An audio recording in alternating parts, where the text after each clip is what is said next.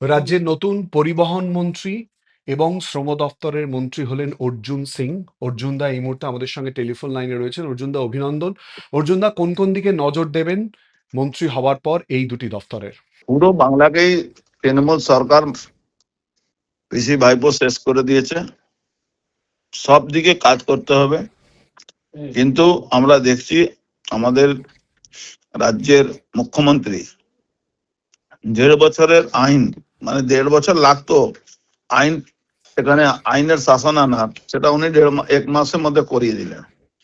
তো নিশ্চিত ওনার থেকে অনুপ্রেরিত হয়ে আমরা আমাদের ডিপার্টমেন্টের কাজগুলো সেইভাবে ফার্স্ট প্রায়োরিটি, যেটা কম সময়ের মধ্যে কাজটা দেখা যায়, আর একটা হলো লং টার্ম।